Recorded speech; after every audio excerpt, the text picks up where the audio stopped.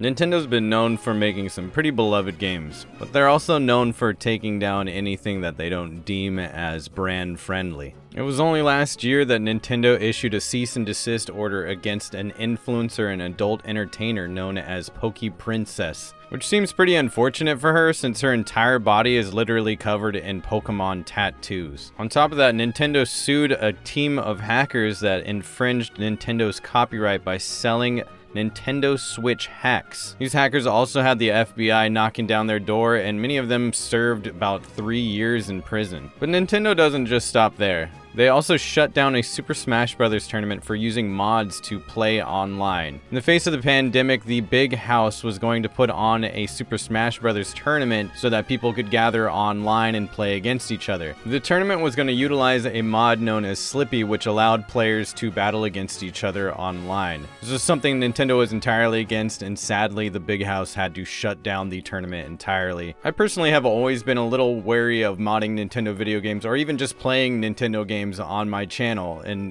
showcasing them in any kind of public space in any way. I follow a lot of the mods for Zelda's Breath of the Wild. There's so many different types of skins to be had.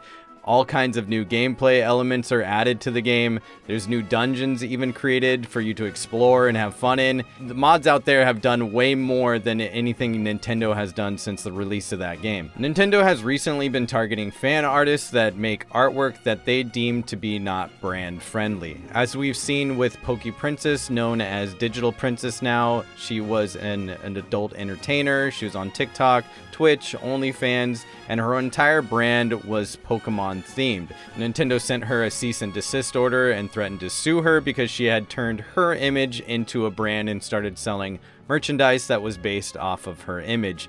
I can kind of play devil's advocate here and understand that she was basically selling knockoff Pokemon merch, which Nintendo is going to be entirely against. Now let's get back into the meat of today's topic. Nintendo is issuing DMCA and copyright takedowns to fan artists that are creating artwork that is deemed not brand friendly by Nintendo. And speaking of meat, there is a 3D artist that is on Patreon that is creating artwork around a specific Nintendo character. Now they make artwork of Bowzer, or at least 3D assets of Bowzer, and one in particular Nintendo sent a copyright takedown for. The 3D modeler Aiko Arcade was creating a Bowzer penis on their not safe for work Patreon. People were able to, pay for this 3D asset, and Nintendo looked at that and they were like, no, that's way too realistic. That's exactly what Bowser's dong looks like, and we don't want you to have it, and we don't want you to sell it. This isn't the only instance recently of Nintendo issuing DMCAs to not safe for work artists. The artist Saruwolf on Twitter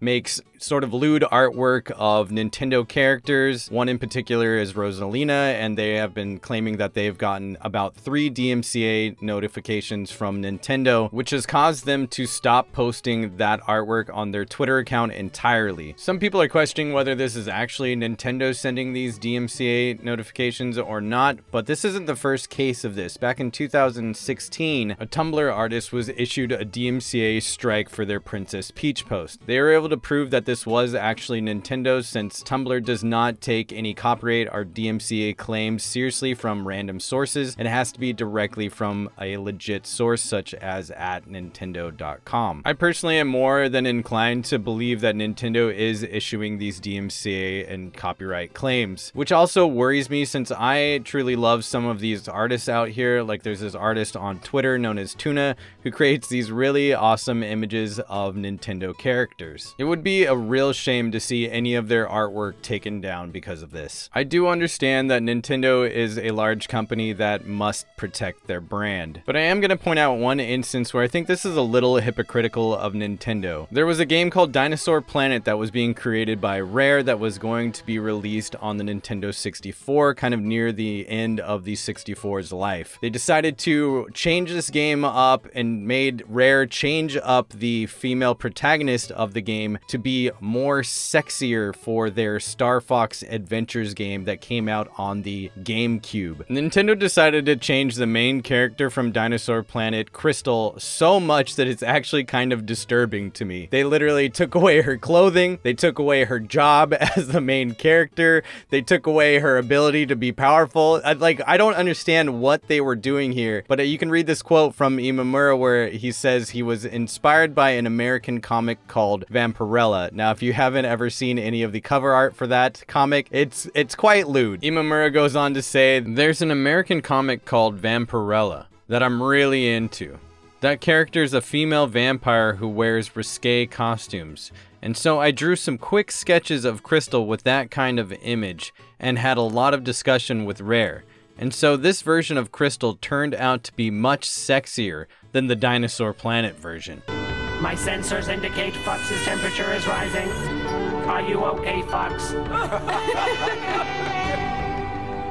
I'm gonna be just fine. Now, I know this example is a bit of a stretch and it's not exactly in the same vein as, DMCA and copyright takedowns for not safe for work fan art that's, being supported through Patreon and people selling assets, models, and merch that's basically Nintendo property. I just find it funny that Nintendo does have risque and lewd characters from the past and the present, so it's just interesting to me to see them target these fan artists that create not safe for work art. Let me know what y'all think about this. If you have any suggestions, you can always DM me on Twitter or in my Discord server. I'd love to hear from y'all in the comments section. See y'all next time. Everybody take care. Later.